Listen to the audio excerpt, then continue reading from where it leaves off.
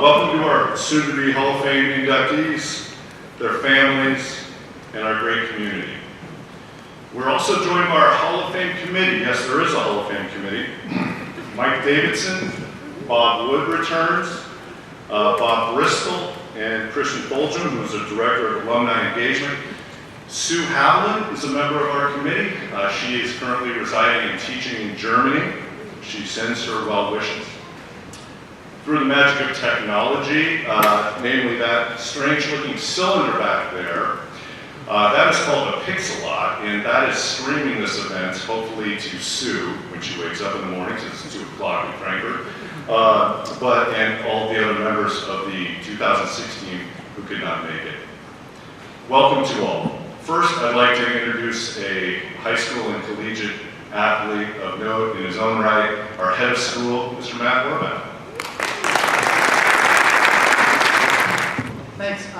Thank you all for coming out and recognizing 2006 tennis team, and of course, Bill Armstrong, and all of the work he's done here, and certainly all the work he's done in coaching. Bill's coached, obviously, tennis, but other sports as well, so it's great recognition for him. And as you'll see, he's our first coach getting inducted into the Overlake Hall of Fame. I don't want to take up too much time, but I will tell you that for me, athletics played a central role in my education. It's the place where I willingly went every day to participate in a variety of different sports. So unlike classes where students have to go from class to class to class, with athletics, it was a choice. And it was a willing choice that I made, and I looked forward to those times when on the playing field, in the pool, on the water rowing, or on the court. I had great experiences. I learned things like teamwork, which is a thing that you hear often now, helping kids work successfully together on teams. Really very straightforward way is participating in athletics.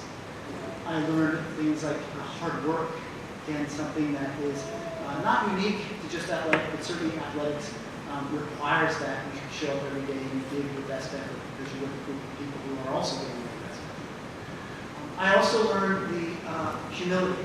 So I didn't win every contest I was in. Sometimes I would say I performed pretty poorly. And that teaches you humility. That really teaches you to say, like, okay, it certainly wasn't the best today, but close to it. How do I take that experience and learn from it and get better? And then with humility comes resilience to sort of say, okay, on Monday I'm going to go back to practice, and hopefully my Monday practice is a lot better than my performance that I have on the weekend or on my Friday at that game. I've got to sort of reconnoiter my ideas of what practice has to look like in order to be most successful next time. So those are some of the things I learned. I also have to say some of my greatest teachers that I had were coaches. And the things that they instilled in me, like hard work, focus, are things that I use today. In fact, I've written a couple of graduation speeches where I talk about one particular coach I had in college who was incredibly formative for me. He was an individual who never raised his voice, who never sort of kind of went after you in some kind of personal way. He was always about trying to get the best out of you, asking you those questions about, did you perform at your best today in practice? Did you perform your best today during the competition? And one of his famous lines was, he'd say before we go out and compete, he'd say to us, the sun is going to rise and set. Your parents are still going to love you. Just give it your best effort today. And I just always remember, like, he would balance that, like, the reality of the world and being in the world, but also, like, you're wanting to perform as best you could for yourself and for your teams. So I'm really excited about today to welcome our new members into the Athletics Hall of Fame. For all of you, it's not many times in your life when you get inducted into the Hall of Fame. It probably only happens like once. So live it up today. And thank you all for coming, and I look forward to the rest of the evening. Thanks. Our Athletics Hall of Fame was established during the 2007-2008 school year to preserve, recognize, and honor the outstanding athletes, coaches, and teams who have been part of our history. We hold these ceremonies every other year.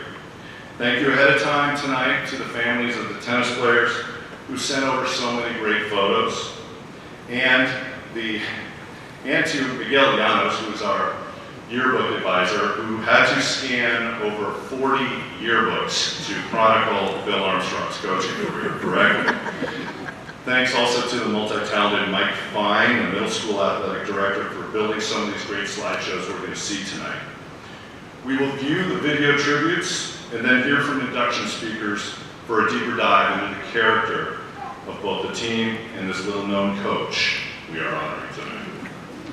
Army himself would open every single Hall of Fame committee meeting somewhat defiantly with, you know, if you're going to talk about inducting great teams at Overlake, you got to start with the 2006 boys tennis team. Army, we listened, we heard you, and now we can see them one more time. Let's roll the film.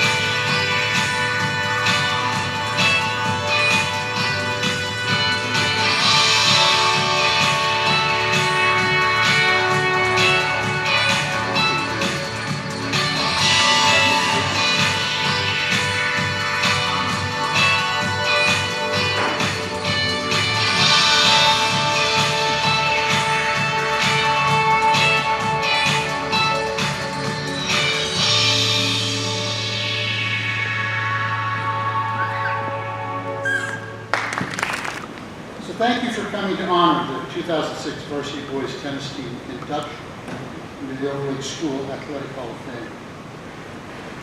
It should be noted, however, before I turn my attention to them, that in the previous 4 years, the standard that they would accept was set. There were outstanding players, sometimes referred to as the Fabulous Four. Anthony Colello, Beckley Mason, Akshay Krishnamurti, and Andy Lama. They were known for having fun, playing hard, and demonstrating good sportsmanship. Anthony, 4 years in state, placed every year. Played in the final his sophomore year. And with Beckley Mason, we won the first boys state title in 2003. You see, the hardest thing to do when you play in the best tennis league in the state is to get 2 entries to state. That was a year when we were able to do that. Championship, done deal. Now, when they graduated, the entire league thought, okay, they're going to fall back to earth. Everybody else have a chance now. Well, what they didn't know is that Sean Macbeth returned his junior year with a bigger game and reserve confidence as our new #1 player. Aaron, otherwise known as Arrow, came back to a game he had enjoyed as a junior player. 6'9".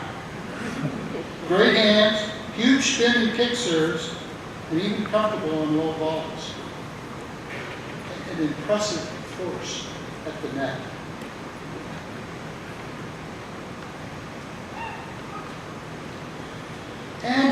nicknamed Velcro because he was constantly losing, leaving, or missing something. Shoes, shorts, glasses. His tennis bag he left with all his rackets in it at the end of a match. The opposing coach called him later that night and asked where he could drop it off. At 6'5", he and Arrow were an imposing doubles team. Remember the state tournament, the first round match, and Arrow had to duck to go through the door to get onto the court. Two guys, the match was kind of over with them. Bobby Seidensticker, otherwise known as Stickers, returned after a year off of healing a broken back. He was itching to play. His fast and furious style was always dynamic. Kenji, Danny, Petit, Doug, Ed, Morris, Kostya would challenge for the number 3 singles and the 2 and 3 doubles throughout the season. Our most competitive matches were in practice. So for the next 2 years, in the most competitive league in the state, they would go 20-0 in league play, 95-5 in individual match play. Remarkable feat. And the most amazing thing is that despite crushing their opponents, they would win the league sportsmanship award that spring. In 2006, the team qualified 3 entries for the state tournament, an Overlake record.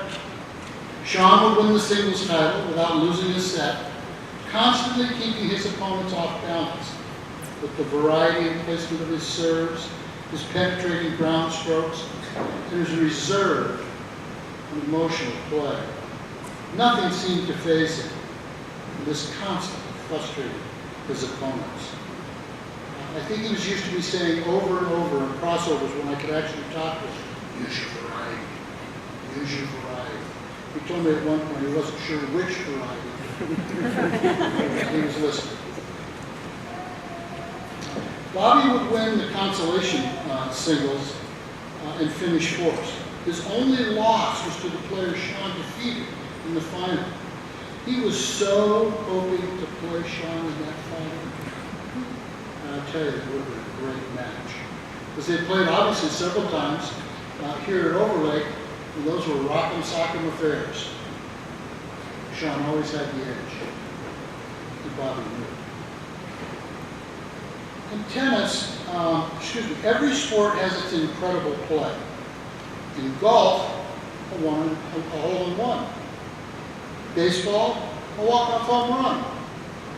Basketball, a slam dunk at the buzzer to win the game, etc., etc. In tennis, it's hitting the ball around the post. How and when it is done makes the moment special. In the doubles final, Aaron and Andrew had won the first set easily, and in the second set, they were facing Overlake's historical nemesis, U Pratt. A scrappy pair, and they were trying to make a comeback. And then it happened. Playing indoors, because it had been raining, believe it or not, in Yakima. With all of the fans from all of the schools, grandparents, teammates, parents, standing room only. Crowding around the court, and in that pressure cooker of a moment, Arrow framed an overhead, nicked it. Ball went up in the air, this big, looping, kind of gentle lob that's floating down on the other side. His opponent standing across from him was already lining up his backhand cross-court winner.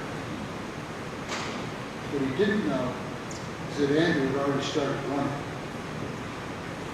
Andrew caught up with the ball at the edge of the next court and hit the ball, a backhand at that, around the post, over an athletic bag, and it landed in the back corner for an outright winner. The place exploded. The crowd erupted, fans on all the courts ready to see what had just happened. Now, even though they would play a few more games, for all intents and purposes, the match was over. In the spring of 2006, at the end of their remarkable 2-year run, Sean won the singles title, Aaron and Andrew won the doubles, Bobby the consolation finals for 4. The team won the state academic award too, which is smartest. They scored more team points than any team in the previous 25 years. Sportsmanship number 2.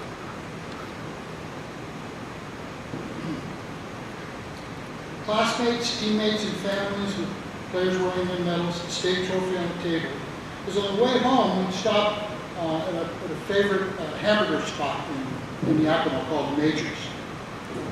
And we got out and kind of strolled in, and then we had kind of a relaxing lunch.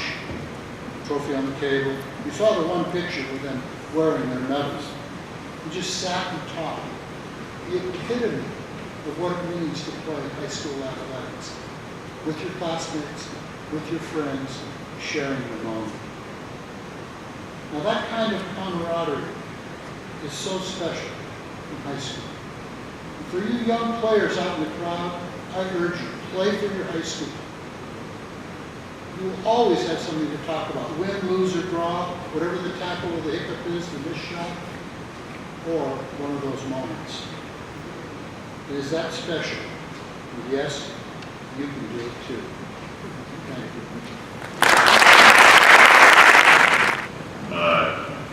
To both of you, congratulations on your induction into the Overlake Athletics Hall of Fame, Pratik and Sean.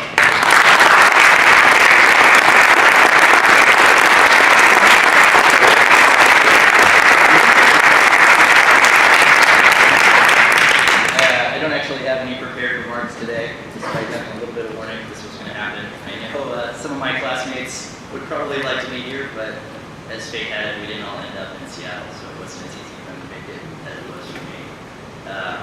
The one story that I did remember when we were sitting in the food pack earlier was we were going into that senior year, and we knew we had a pretty special group of people. And I think it was in January or February, we were all so excited to have these new outdoor courts that we were going to get to play on after years of watching Andy and Anthony and all those guys and playing on carpet in the old field house. That we showed up, and on a Saturday morning at about 8 a.m., it was probably 30 degrees outside, and we spent about 15 minutes debating whether or not it was even worth practicing if we were going to have to wear gloves. And I'm pretty sure that we just went to the pancake house down the road, and that was our first practice of the 2006 season. So an inauspicious start to what turned out to be a pretty good year. So hopefully for any of those guys who see this, they're doing well and can pick up their awards at some time in the future.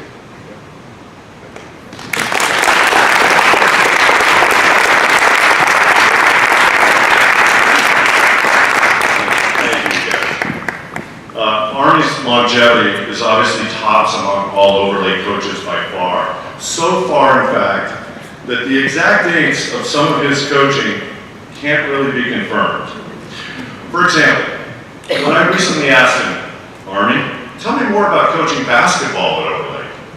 He told me of the days before the field house and obviously the gym, having to rent Bush School's gym, practicing at Redmond Park and Rec, the ferry rides, and the players themselves. But when I asked him exactly which years did you coach basketball, he said, I don't really remember. So this research project became a little more challenging, but this much I can tell you. Bill Armstrong started his teaching and coaching career at Overlake at the tender age of 24 years old. He coached consistently at Overlake from 1971 until 2011. 38 years of that run was coaching boys tennis, but he also coached girls tennis, including Kim right there. You heard Kim speak earlier today. He took Kim to state where she performed in 1978.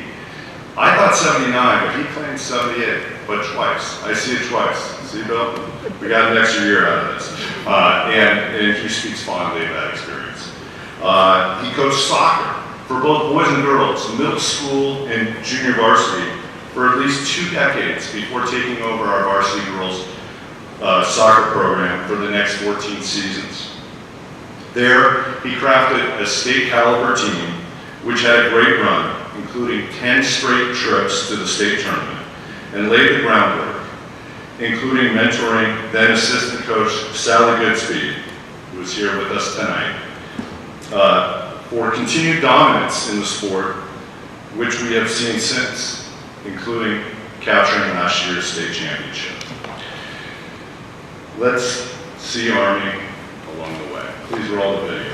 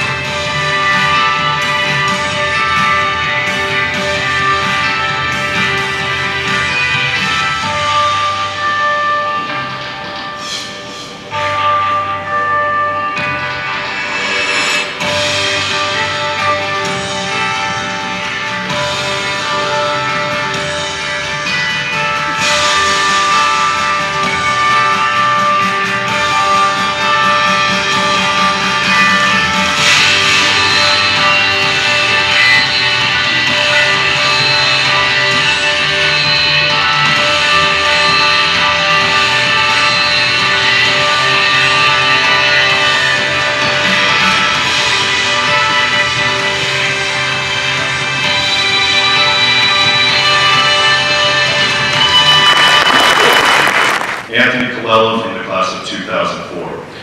Anthony has made more state tournament appearances than any male or female athlete in Overlake history. Tennis, obviously. He was his captain. He led the way in 2003 when the team brought home Overlake's first team state tennis championship on the wall. Though he started on the tennis court, he also played varsity basketball and varsity soccer for the Owls. After college, graduate school, and the world of politics, he entered the field of education and has found his calling as a humanities teacher. In his third year now at Eastside Prep in Kirkland, he is, no surprise, also the coach of the middle school and high school tennis program. Please welcome back to Overlake, Mr. Anthony Colello.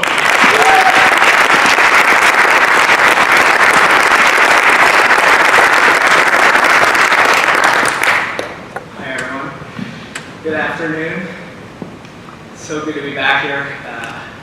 It was strange driving up, I will have to say that. A lot of memories coming back. It looks different, but it's a pleasure to be here. I want to start by just thanking John for allowing me to be here. And it's truly an honor to be able to share this moment with Army. And I'm humbled to be able to speak about one of the most remarkable teachers and coaches that I've ever known. My name is Anthony Colello, and as John mentioned, I'm an Overlake alum. I'm also a lifer, which means that I came to Overlake in 5th grade, and I graduated in 2004. That means that I've had the pleasure of knowing Army for over 20 years, as a student, as an athlete, and later as a colleague when we got to coach together. I've had the privilege of learning from you for 2 decades, and for that, I'll be forever grateful. Today, we're here to celebrate Army as the coach. But honestly, it's impossible to differentiate the coach from the teacher. His approach to working with kids never changed, whether it was in the art history classroom or the English classroom or out on the field. He always brought his incredible warmth, his endless positivity, and his boundless patience to all of his work with kids. Not many people get to go by just one name. In order to be mononymous, something has to set you apart. Socrates, Plato, Sting, Bono, Beyonce. Not quite Beyonce, Army. But here at Overlake, we have Army. And when you step foot on campus, regardless of grade level, you come to know that name very quickly. In fact, as I was preparing my remarks, I was speaking with a colleague at a local independent school, one that we won't talk about. I mentioned that I would be giving a speech about my high school tennis coach. She asked where I had gone to school, and I had told her, and she said, "Oh, you mean Army?" She noticed the incredulity in my reaction. She said, "Oh, everyone knows Army." And this seems true. He has been for quite some time in Overlake institution. But his reputation isn't born from some self-promotion. In fact, quite the opposite. People know Army's name because students talk about the teachers and coaches who make them better people, who push them to do better and to be better. Army has dedicated his life fully and without reservation to that cause. He has always made building relationships with students his first priority. He creates genuine connections because he cares genuinely. He has never taken for granted the work that must be done to build mutual respect and trust with young people. Despite his recognizability and the mystique that grew up over the years, though he would deny that existed, Army never let his reputation precede him. I can quite honestly say that I have never known a humbler person in my entire life. When I was a freshman in high school, I played on my first tennis team. I had been playing competitively since the age of 5, but outside of the school setting, tennis is usually an individual sport. So when I got my first chance to play as part of a team, I didn't know exactly what to expect. About 2 weeks into the season, Army pulled me aside before one of our practices and said something to me that I'll never forget. He told me that while he had been coaching for a long time, by my count that was about 26 years at that point, he recognized that I had experience with tactics and techniques that could help the team. Instead of being threatened by this, he embraced it. He asked if I'd be willing to help him design lesson plans to help improve the team. I was flabbergasted. Honestly, I still kind of am. To be without ego in an open and honest way is exceedingly rare. As John mentioned, I've recently become a teacher myself. It's harder than it looks. I'm lucky enough to get to work at a school that offers its students many of the same opportunities that I had here at Overlake. As I navigate the beginning of my career as a teacher, every day I become more appreciative of my own teacher's work. I got to see Dave earlier today. As As I have come to quickly realize, to be a teacher and a coach simultaneously is to essentially surrender the notion of free time. Work hours and non-work hours blend together until the difference is nearly unrecognizable. On many occasions during my extremely brief tenure, I've gotten to the end of a school day, stared exhaustively out at the bus filled with students, and wondered how I'm going to muster up the energy to get through practice on that day. And yet for Army, his second job as a coach always seemed to energize him. When it was time to transition from the art history classroom, English classroom out into the court, Army summoned energy from places I'm afraid don't exist in mere mortals like me. Through the hours of bus rides filled with unspeakable noise levels, turns out that students believe that teachers can't hear them when they're on the bus. And so I do want to take this a moment to apologize for those conversations. From those bus rides to the weekends in the terrible hotel rooms in cities that honestly no one ever wants to visit, Army always made us feel like there was no other place that he wanted to be, and that's a truly special gift. And this energy, this positivity, clearly influenced his teams. We just saw them today.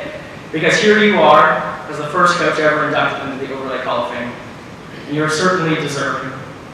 Over your nearly 4 decades of coaching, you have compiled countless wins, multiple state championships, and dozens of coaching awards, all while doing the work of a full-time teacher. In teaching, we talk about modeling.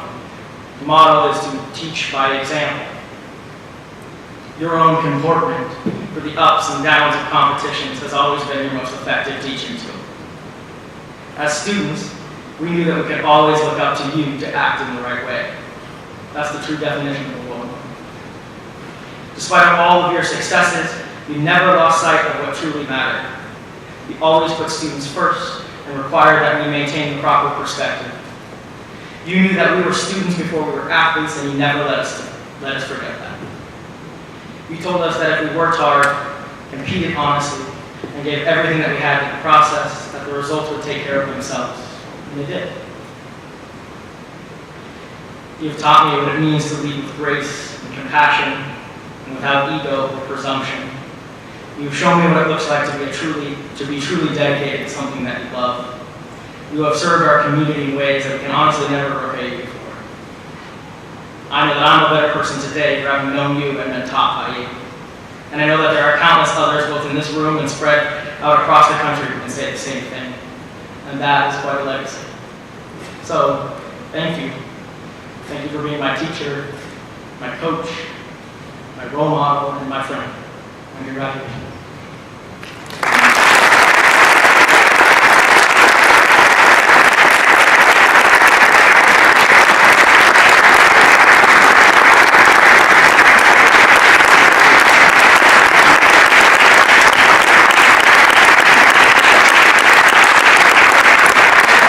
Of the Overlake Athletics Hall of Fame, we'd like to welcome you to it. Congratulations, Bill.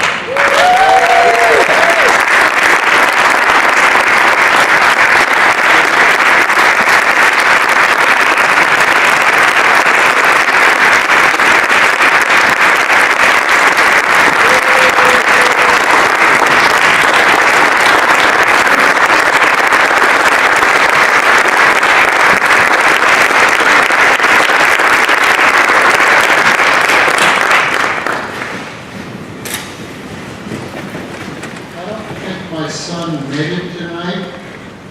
He and his wife had twins 7 weeks ago, so they've got their hands full. My daughter sitting here in the third row next to her fiance, next to my wife, who none of this would have been possible. She is an anchor and always has been. So for putting up with what is that, 47 years? Thank you.